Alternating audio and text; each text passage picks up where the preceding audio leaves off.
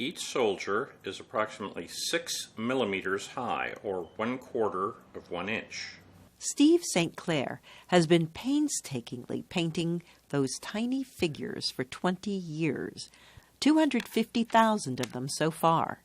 He wants to replicate the 1815 Battle of Waterloo. Actually, it is one of the most decisive battles in military history. It ended the Napoleonic era, number one. Number two, it had units from so many different countries and so many different uniforms. I thought it would be very interesting to paint. St. Clair grew up in a military family and served in the Army for 25 years. He says painting figures is a way to balance his life. One of my specialties was anti-terrorism, which is a very stressful job. And I would come home, and this is a way to relax, because you can literally turn your mind off and just paint figures. The soldiers are recreated in precise historical detail, down to the colors of ornaments on their uniforms.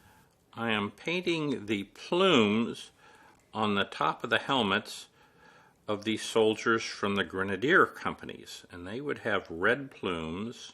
Painting the figures is actually only one step in a rather long process.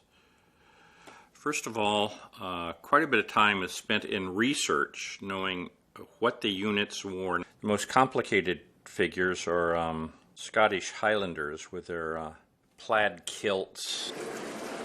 The Waterloo pieces are stored in a chest of drawers in his basement. St. Clair says so far he has put 20,000 man-hours of work in the collection, but insists it's not an obsession. Compulsive maybe, but not obsessive. There's a bit of a difference. Obsessive would mean I would have to paint every day and do this to the exclusion of other things. I have a lot of different hobbies. An estimated 200,000 soldiers fought at the Battle of Waterloo. St. Clair painted the extras so he could stage multiple battle poses.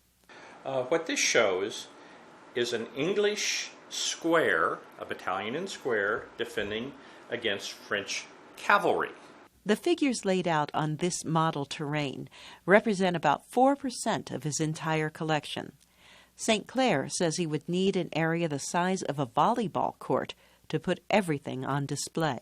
There are no other collections in the world of 250,000 figures. By the end of this year, all of the extras should be done. St. Clair wants to donate his creation to a museum, but so far has no takers. But he hopes his tiny troops will find a home and can be on display for the bicentennial celebration of the Battle of Waterloo next year. For producer June So, I'm Carol Pearson, VOA News.